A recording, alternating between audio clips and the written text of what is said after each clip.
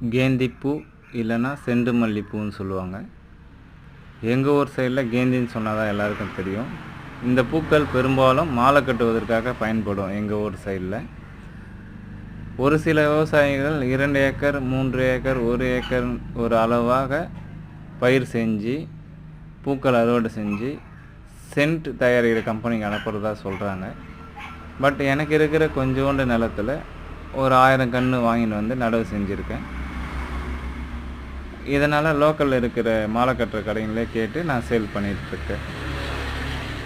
இதோட மெயின்டெனன்ஸ் பார்த்திங்கன்னா நடவு செஞ்சிலேருந்து 65 நாளில் பூ பறிச்சிட்ருக்கேன்.